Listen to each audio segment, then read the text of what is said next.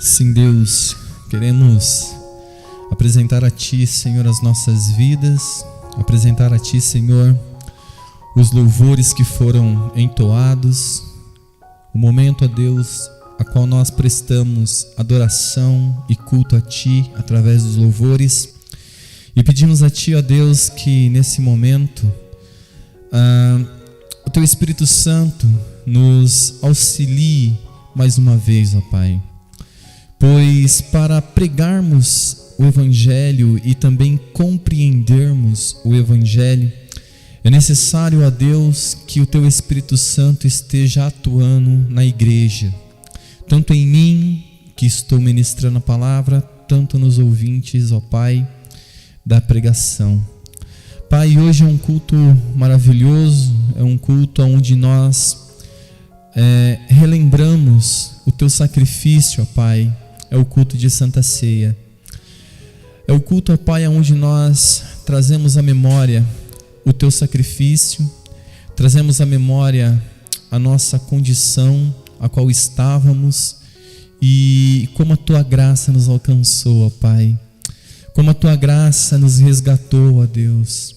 E como a Tua graça nos fez sermos filhos de Ti, ó Pai.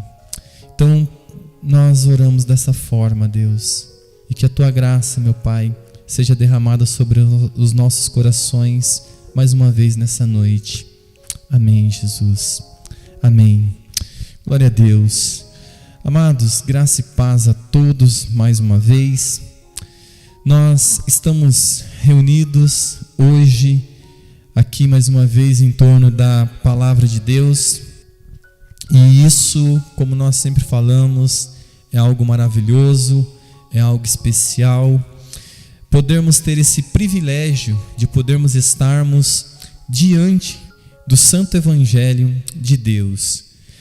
Esse Evangelho que nos alcançou, essa mensagem, essa notícia que foi declarada a nós e foi exposta a nós através do Espírito Santo. E nós ficamos cada vez mais felizes por ter esse privilégio. E na noite de hoje, nós vamos dar continuidade na exposição da carta aos Romanos, a qual tem sido para nós de muita valia, pois estamos crescendo na graça, crescendo no conhecimento, nós estamos sendo alimentados, sendo alicerçados e crescendo na estatura de varão perfeito. E no culto passado, nós vimos como a morte ela entra através do pecado. Então nós vimos que Paulo ele fala que o pecado veio primeiro e a morte veio depois. Veio como consequência da sentença de Deus sobre o pecado. Então nós vimos no culto passado que a morte, ela não é algo natural à humanidade. Antes é o resultado direto do pecado. E hoje até nós nos habituamos a falar que o curso natural da vida é a morte. Mas outrora não era assim, desde o princípio não era assim, pois nós vimos que através do pecado a morte entrou. E isso nos ajuda a entender o Evangelho. E nós vimos então que a morte, ela prega o Evangelho para nós. A morte, nós ouvimos o Evangelho através da morte. Quando nós olhamos cada óbito, é a morte pregando para nós que Deus pune o pecado com ela. Quando nós vemos cada cortejo fúnebre passando na rua, nós olhamos para aquilo e a morte prega para nós de como Deus ele pune o pecado. Cada túmulo aberto, cada sepultura, cada sepulcro clama e prega o evangelho para nós. E isso nos faz, então, a morte nos faz olhar e nos faz deixar os cuidados fúteis deste mundo e meditar sobre a eternidade. E também a morte nos faz nos preparar para nos encontrar com Deus. Então a nossa grande inimiga, a morte, o império da morte, o reinado da morte, ele foi desfeito através de Cristo, através da ressurreição de Cristo. Então nós vimos o quão isso é importante para nós. Nós entendermos que a morte, ela não é natural, ela não é algo natural à humanidade, antes é um resultado direto do pecado, é uma sentença, é um juízo de Deus contra o pecado. E nós vimos então que o pecado, ele paga seus funcionários em dia, porque o salário do pecado é a morte. E nós vimos que isso é importante, pois quando Adão ele peca, e quando a morte entra através da ofensa dele, a ofensa dele faz com que todos nós morramos no pecado original. E nós vimos então que todos nós então pecamos, por isso morremos. E nós vimos que é importante para nós olharmos, e nós aprendemos isso, que Adão não é um mito, Adão não é algo, não é uma parábola, não é uma fábula, mas é um homem, é um personagem histórico. E isso é muito importante para nós, pois quando Deus ele sentencia ali, quando ele julga o pecado, quando ele pune o pecado com a morte, nós vimos que não recai sobre um mito, não recai sobre uma parábola, não recai sobre uma fábula, mas de fato recai sobre um homem que era o tronco da raça humana, era o representante, por assim dizer, legal da raça humana diante de Deus. E quando Adão cai, com ele cai toda a sua descendência, toda a sua prógene. E nós vimos então que a morte passa a todos os homens. Então, o grande sinal que nós podemos dizer, sem medo de errar, a grande prova que todos os homens são pecadores é a morte, desde o ventre até o estágio mais avançado da idade. E amados, a morte prega para nós o evangelho. Então, nós vimos como que a morte, ela prega o evangelho para nós. Hoje, nessa noite, nós vamos dar mais uma olhada no texto e nós vamos caminhar nele, e assim, com a devida segurança, agora podemos olhar para o que Paulo vai fazer aqui. Lembra que a expressão por um só homem recai sobre Adão e sobre Cristo? Então agora nós vamos começar a olhar esses opostos e vamos começar a ver com clareza e profundidade, a partir daquilo que nós já temos de conhecimento, o que Paulo está falando aqui em diante. Vamos ler o texto todo e depois nós vamos a porção que nos está reservada nessa noite, uma noite de ceia, e é importante para nós o que nós vamos meditar. Diz assim o texto de Romanos, do capítulo 5, versículo 12 ao 21. Portanto, assim como por um só homem entrou o pecado no mundo, e pelo pecado a morte, assim também a morte passou a todos os homens, porque todos pecaram. Porque até o regime da lei havia pecado no mundo, mas o pecado não é levado em conta quando não há lei. Entretanto, reinou a morte desde Adão até Moisés, mesmo sobre aqueles que não pecaram, à semelhança da transgressão de Adão, a qual prefigurava aquele que havia de vir. Todavia, não é assim o dom gratuito como a ofensa, porque se pela ofensa de um só morreram muitos, muito mais a graça de Deus e o dom pela graça de um só homem, Jesus Cristo, foram abundantes sobre muitos. O dom, entretanto, não é como no caso em que somente um pecou, porque o julgamento derivou de uma só ofensa para a condenação, mas a graça transcorre de muitas ofensas para a justificação. Se pela ofensa de um e por meio de um só reinou a morte, muito mais os que recebem a abundância da graça e o dom da justiça reinarão em vida por meio de um só, a saber, Jesus Cristo. Pois assim como por um só ofensa veio o juízo sobre todos os homens para a condenação, assim também por um só ato de justiça veio a graça sobre todos os homens para a justificação que dá vida. Porque, como pela desobediência de um só homem muitos se tornaram pecadores, assim também, por meio da obediência de um só, muitos se tornarão justos. Sobreveio a lei para que avultasse a ofensa, mas onde abundou o pecado, superabundou a graça, a fim de que, como o pecado reinou pela morte, assim também reinasse a graça pela justiça para a vida eterna, mediante Jesus Cristo, nosso Senhor. Amém. Amados, esse texto, o apóstolo Paulo nos faz então olhar para agora o paralelo.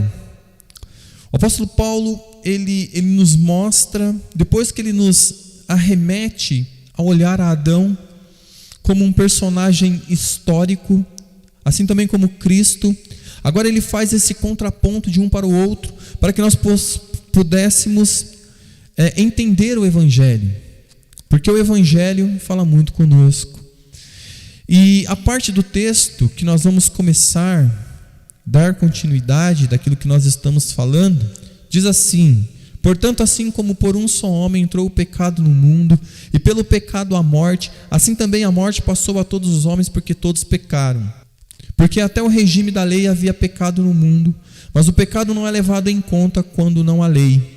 Entretanto, reinou a morte desde Adão até Moisés, mesmo sobre aqueles que não pecaram, à semelhança da transgressão de Adão, o qual prefigurava aquele que havia de vir.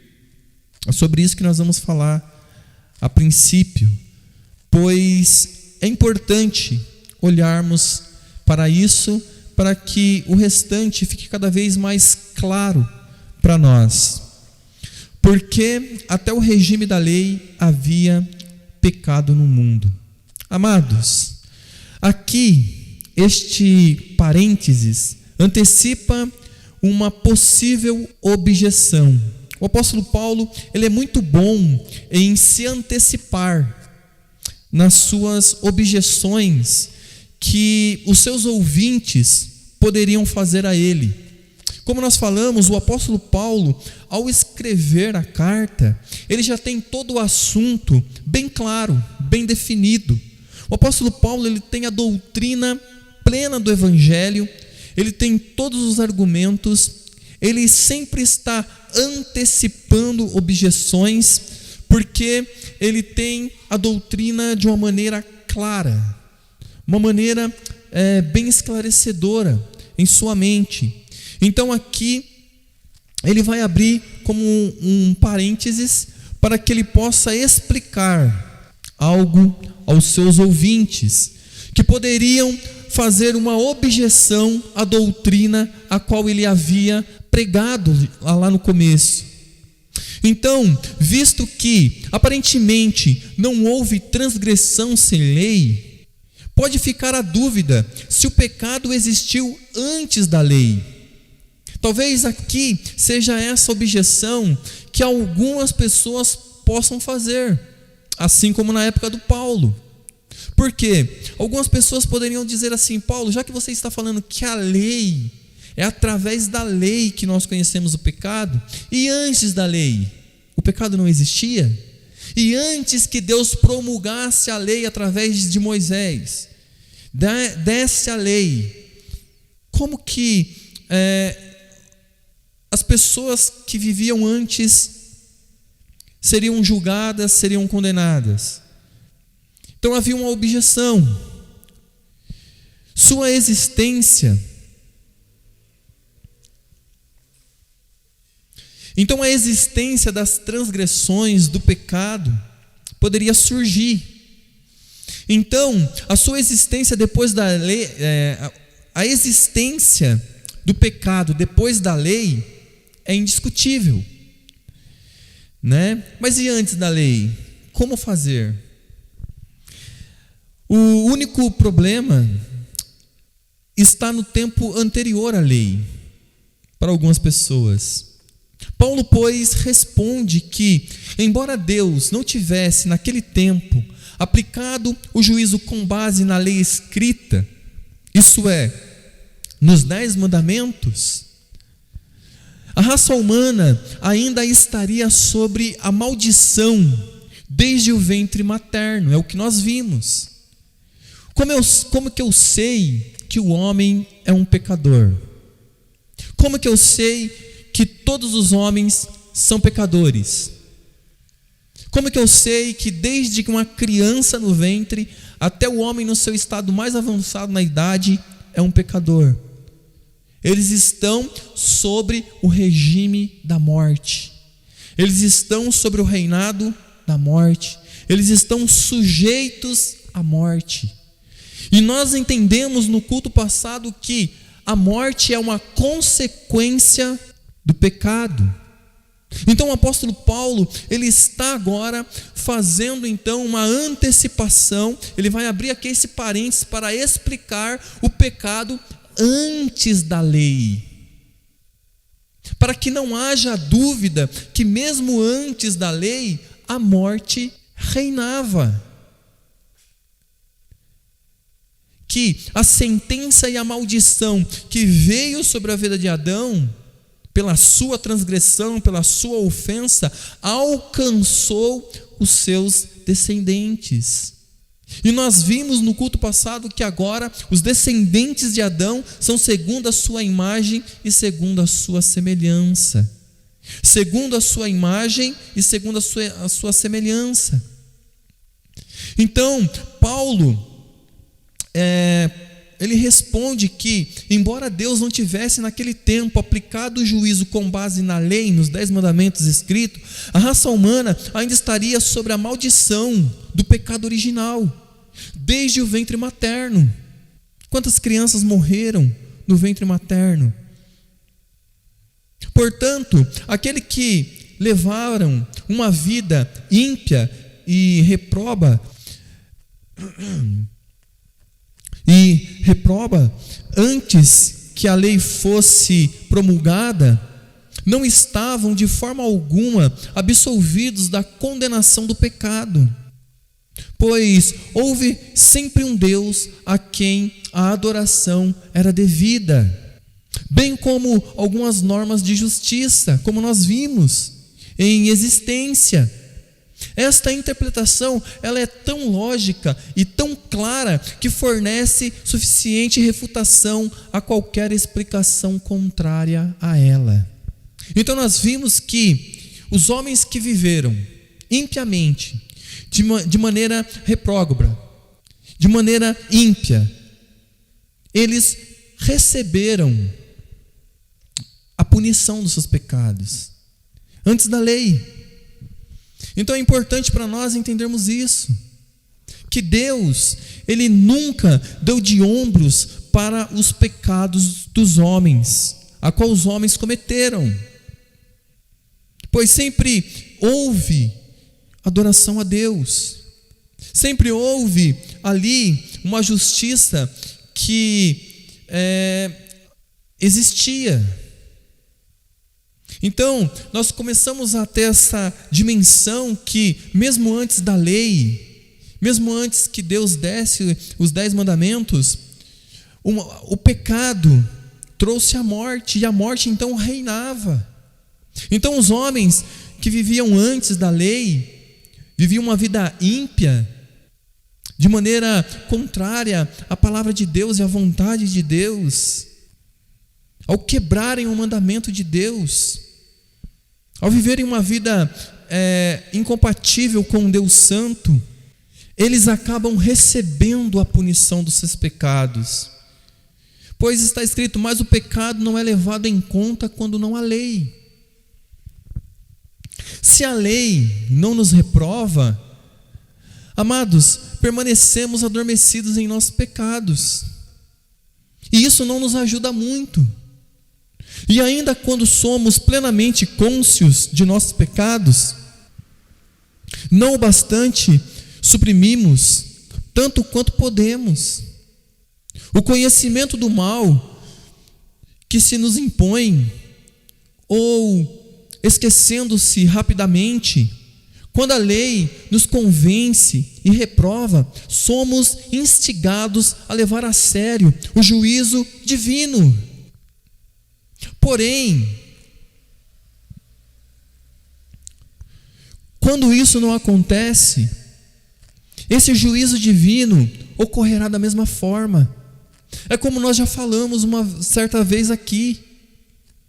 Embora os homens não esperem o juízo final, não levem a sério o inferno, não levem a sério o julgamento de Deus sobre o pecado, isso não impede, isso não adia o julgamento do juízo final. Assim foi também na vida desses homens. A sua ignorância, o seu coração duro, a sua falta de conhecimento,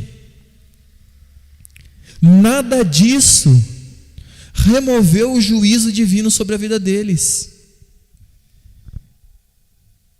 Nada. Então, amados, não será uma desculpa para essa geração a falta do conhecimento. É a mesma coisa o Evangelho. Nós pregamos o Evangelho, nós anunciamos o Evangelho.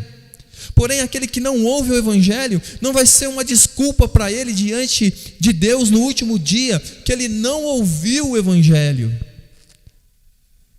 pois ele já está sobre a maldição, ele já está recebendo a punição do pecado original. E ainda, atrelado ao pecado original, há a gama de pecados que ele mesmo comete. Como nós falamos, a lei, ela foi dada para nos despertar, ela foi dada para nos reprovar, ela foi dada para trazer sobre nós a palavra de Deus, a vontade do Pai. Porém, todo aquele que não ouve ela, da mesma forma, terá a sua consciência como lei para si. Assim também é o Evangelho. A única forma de nós conhecermos Cristo e a vontade de sermos salvos é ouvindo o Evangelho. Não há outra forma e não há outro método. E aqueles que não ouviram o Evangelho, aqueles que não conheceram o Evangelho, não serão salvos. Não haverá outro caminho. O apóstolo, pois, nota que a perversidade humana, quando não despertada pela lei, descarta em grande medida a distinção existente entre o bem e o mal, acomodando-se em suas paixões, sem qualquer recato, como se o juízo divino fosse algo inexistente. É o que acontece com a geração atual. Era o que acontecia com algumas gerações passadas. Os homens vivem segundo os seus desejos, satisfazendo a vontade da carne. E eles não pensam no juízo final. Eles não pensam o quanto os seus pecados ofendem a Deus. O castigo de Caim, amados, o dilúvio que destruiu o mundo inteiro, a subversão de Sodoma e a punição infligida contra Faraó, isso não nos diz algo? Isso não nos diz de um Deus que está irado contra o pecado? E isso não foi antes da lei dada a Moisés? Isso não nos diz algo, amados? Isso não aponta para um Deus que é santo, para um Deus que não trata o pecado de maneira indiferente, de um Deus que não muda e nunca mudou e nunca mudará. Estamos diante desse Deus nessa noite. E esses homens que quebraram a lei de Deus, mesmo antes dos 10 mandamentos, como Caim, que matou o seu irmão, como aqueles homens que não queriam saber de Deus e não ouviram a mensagem pregada por Noé, como aquela cidade de Sodoma e Gomorra. Muitas hoje vivem sobre a mesma prática de pecado.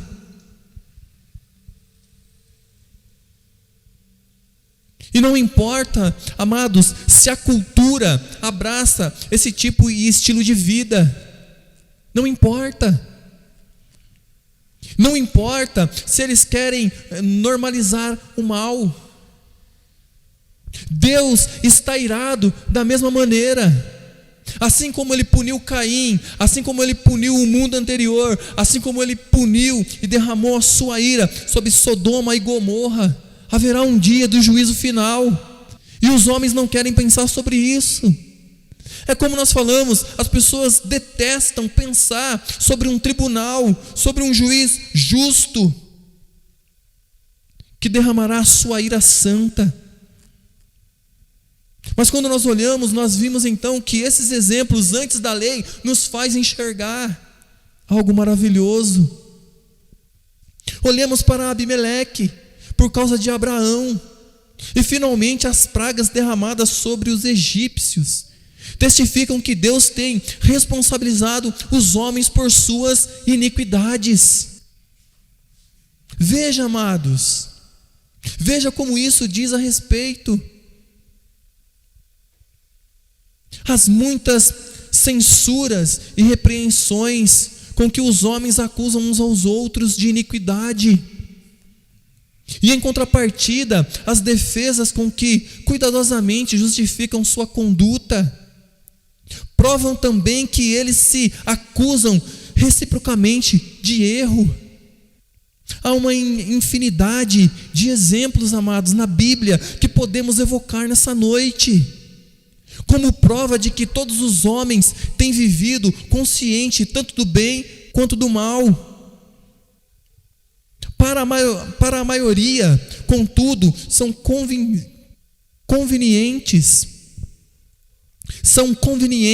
em seus próprios feitos perversos, de modo a não imputarem a si mesmo nenhum pecado. É como nós falamos, os homens têm esse dom de não enxergarem os seus pecados. Os homens têm o dom de olharem e verem o quanto os seus pecados são terríveis quando são cometidos por outras pessoas, mas eles tendem a normalizar quando eles praticam tais pecados. Eles minimizam a agravância deles, eles minimizam as consequências deles, eles normalizam para ficarem confortáveis em seus pecados. Porém, quando o outro homem comete o mesmo erro, logo eles dizem: que coisa horrível, que coisa terrível, como eles podem praticar tal coisa? Há uma infinidade, amados, de exemplos que podemos evocar como prova de que todos os homens têm vivido conscientes de seus pecados, tanto do bem quanto do mal. Para a maioria, contudo, são convenientes em seus próprios feitos perversos, de modo que não imputarem a si mesmo nenhum pecado, como nós já falamos, a menos que sejam forçados a fazê-los. Portanto, quando Paulo assevera que o pecado não é imputado sem a lei, ele está falando em termos comparativos, visto que quando os homens não se obrigam a agir pela lei, então caem na indolência. Simplesmente assim. Simplesmente dessa maneira, amados. O apóstolo Paulo sabiamente introduz essa frase a fim de que os judeus pudessem aprender mais claramente da gravidade de suas ofensas. ao serem publicamente condenados pela lei.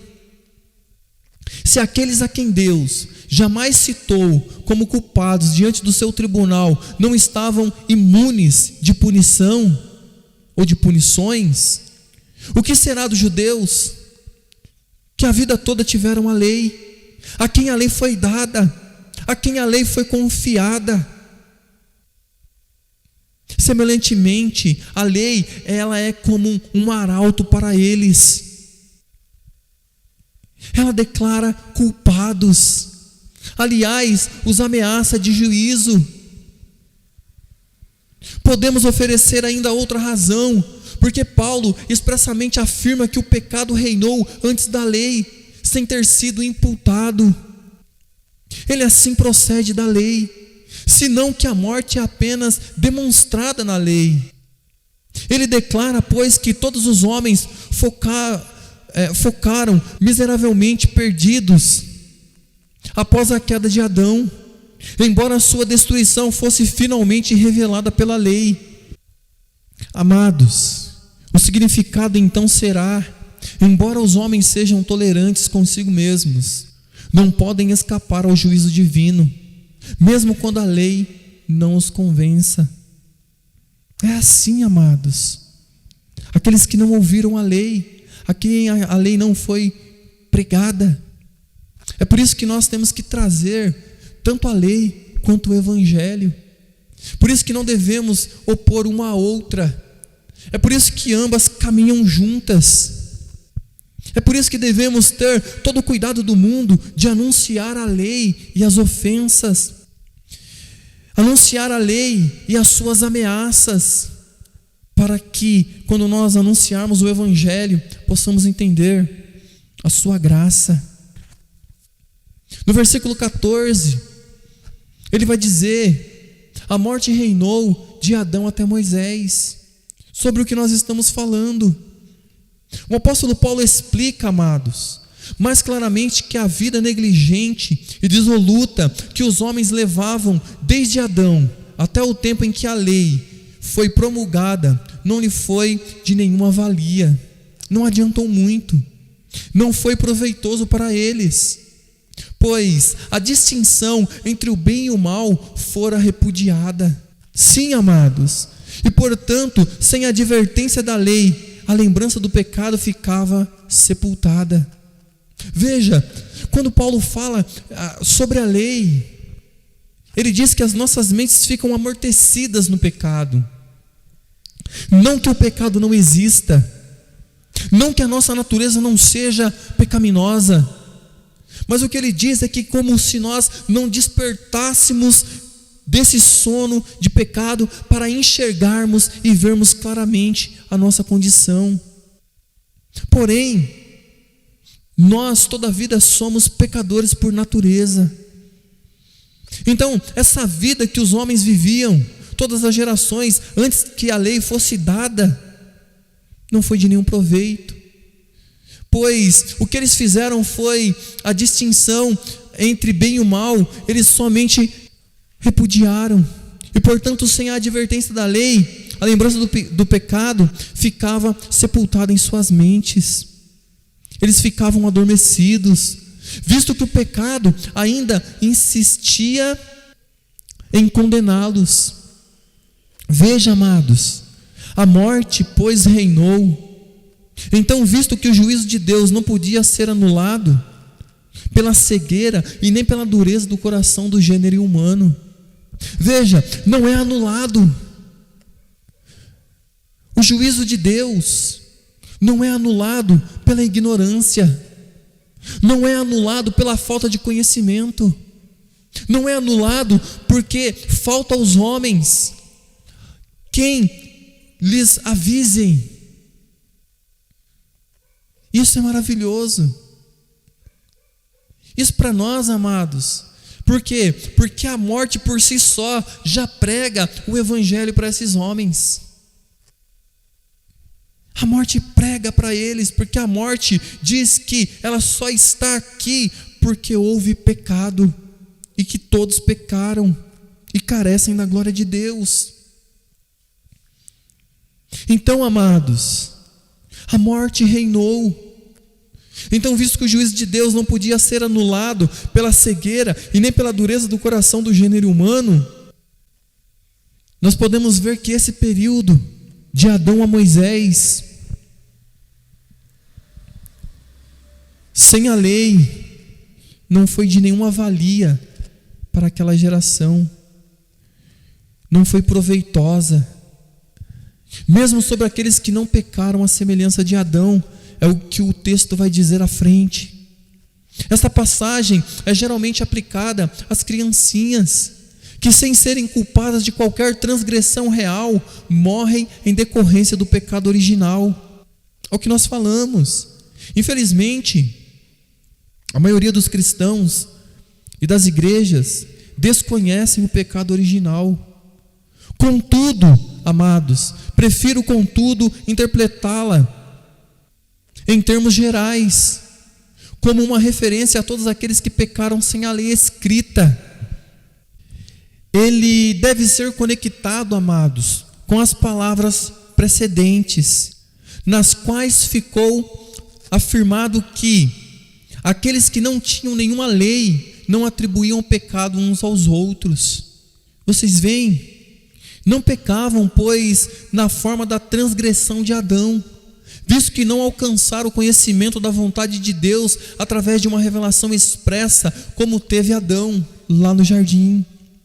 O Senhor proibira Adão de tocar o fruto e de comer o fruto do conhecimento do bem e do mal. No tocante a eles, contudo, o único mandamento que lhe fora dado consistia no testemunho da consciência. O apóstolo Paulo diz, pois insinua, que esta diferença entre Adão e a sua prógene não os isentava da condenação. Lembre-se, todos morreram.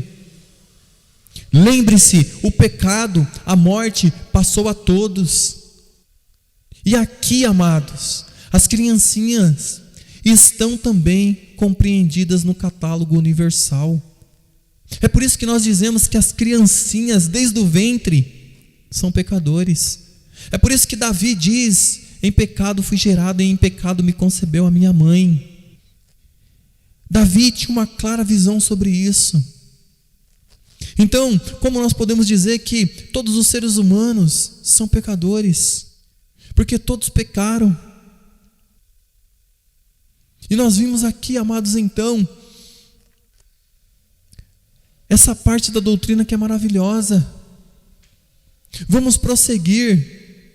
A próxima expressão diz que o que prefigurava aquele que havia de vir. Isso para nós tem um peso, com certeza. Essa frase, amados, é posta em lugar de uma segunda frase. Somente uma parte da comparação é expressa.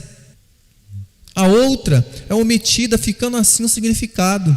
Assim como por um só homem entrou o pecado no mundo inteiro, e a morte entrou através do pecado, também por meio de um só homem a justiça retornou, e a vida retornou através da justiça.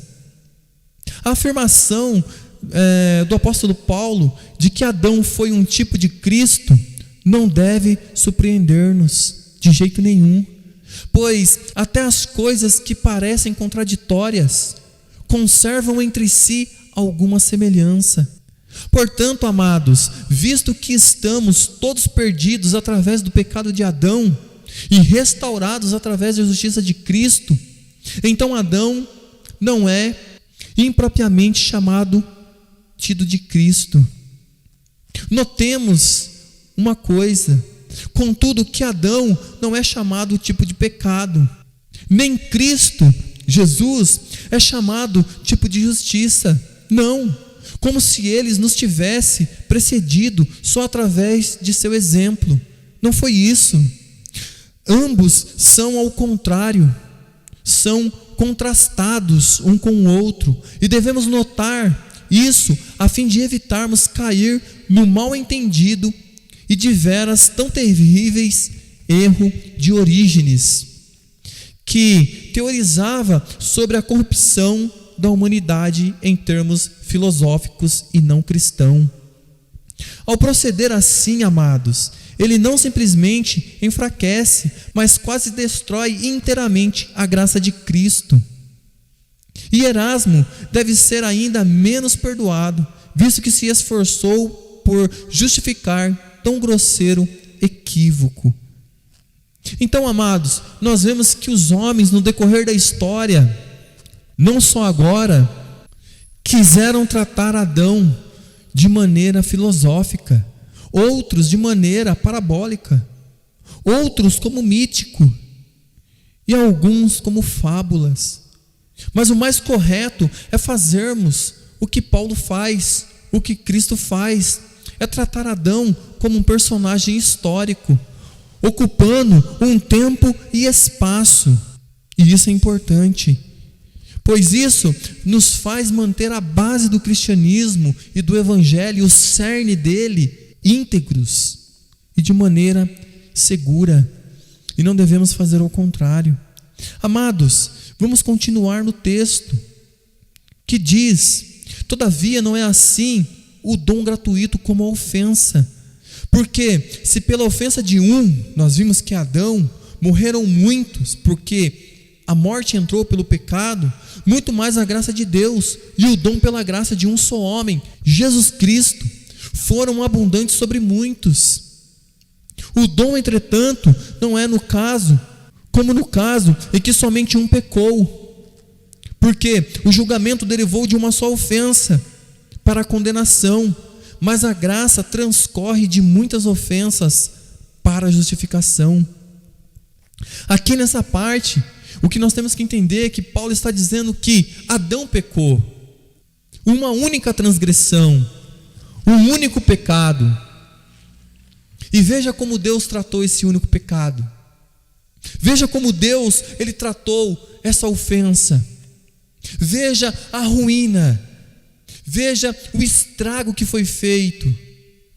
Veja que não foi, como nós sempre falamos, um simples tropeçar de pernas, um resvalar de calcanhares, onde Adão, ele logo se levanta, sacode a poeira e dá a volta por cima. Não!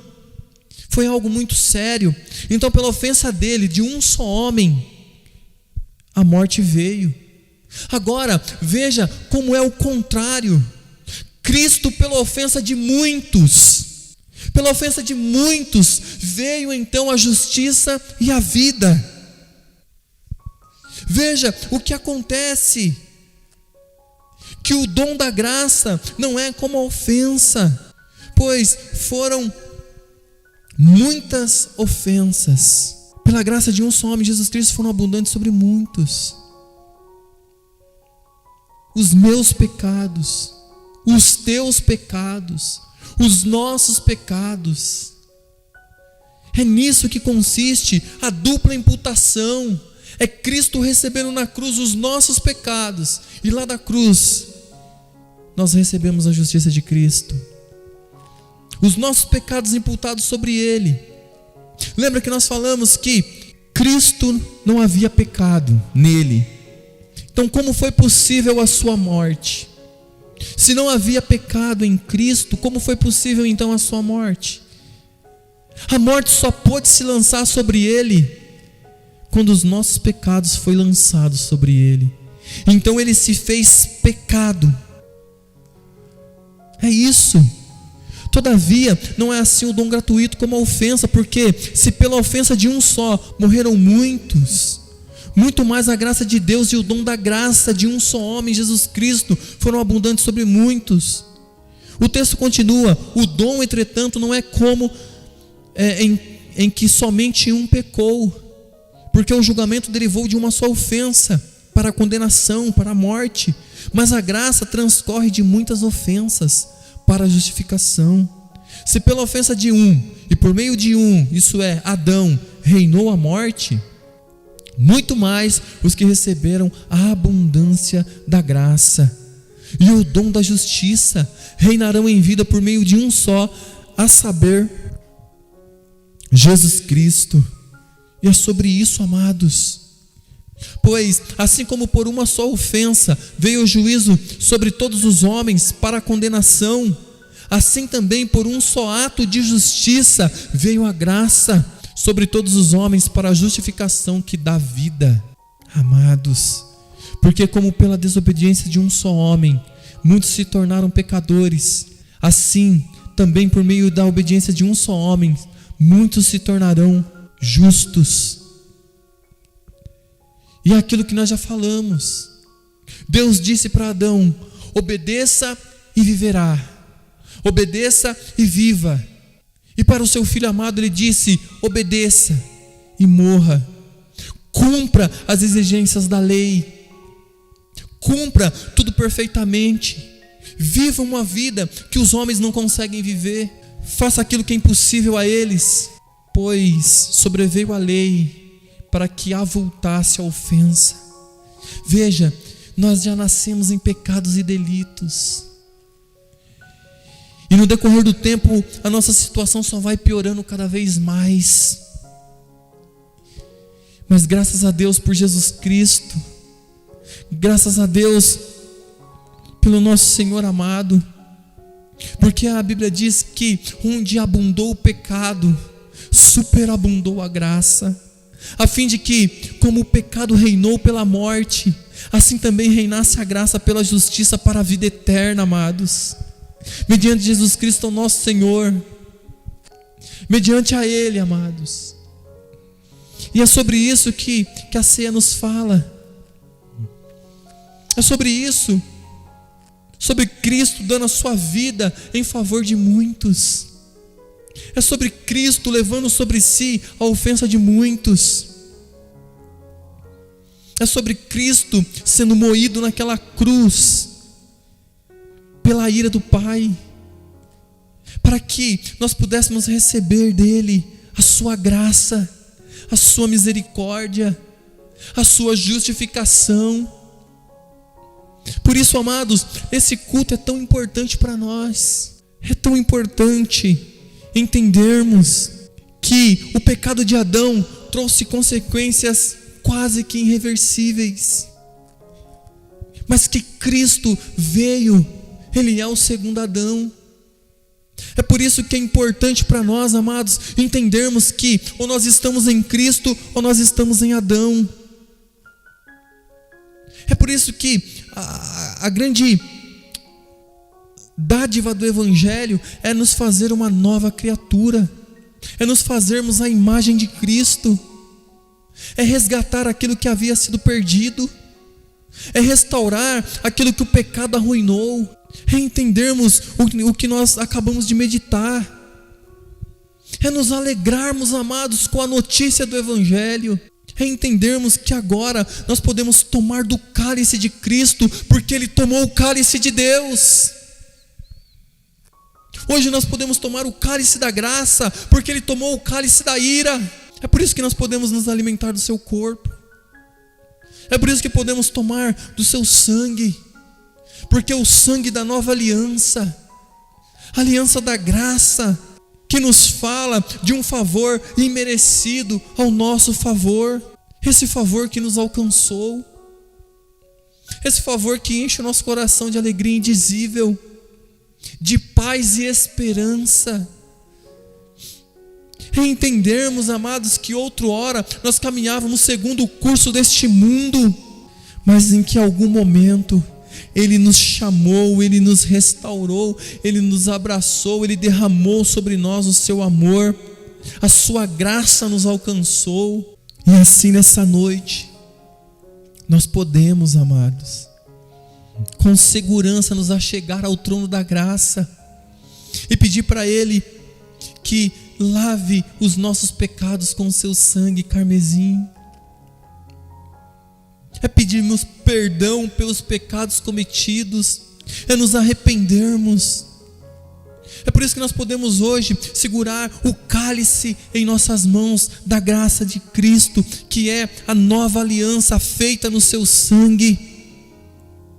É por isso que nos alegramos em sabermos que nós somos pecadores redimidos, lavados, comprados por Ele. e entendermos que hoje nós pertencemos a Ele. Isso é maravilhoso para nós.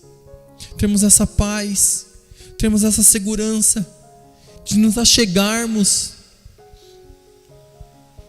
justos, porém pecadores, justificados, porém ainda cometendo pecados, porque nós descansamos na justificação de Cristo, porque Ele nos declara justo, porque Ele nos santifica para si.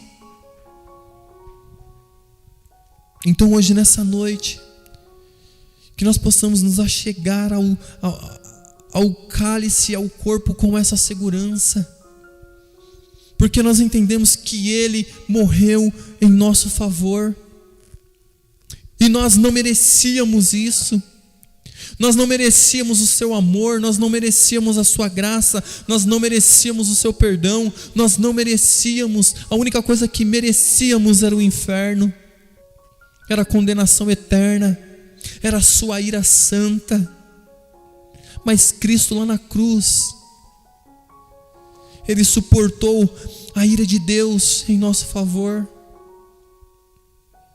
É como nós falamos, a pessoa que diz que é um pecador e não sente o peso disso, ele não entende o que é ser um pecador, porque os seus olhos não foram abertos pelo Evangelho. Mas quando ele entende o que de fato é ser um pecador, ele pode falar, como o apóstolo Paulo falou, que ele era um dos piores dos pecadores. Esse é um grito de todo cristão, quando ele entende o Evangelho. Como Isaías falou: ai de mim, homem de lábios impuros, que habita no meio de homens de lábios impuros. É o que nós vamos fazer, é nos achegar com segurança agora e tomar e lembrarmos do sacrifício de Cristo, trazer à memória isso que Ele fez em nosso favor e entendermos que nós descansamos no seu sacrifício. Ele é suficiente para nós, porque Ele é tudo que nós temos. Não nos agarramos à nossa autojustiça, pelo contrário, nos agarramos à justiça de Cristo, com todas as forças que o Espírito Santo nos dá. Vamos orar, amados. Vamos agradecer a Deus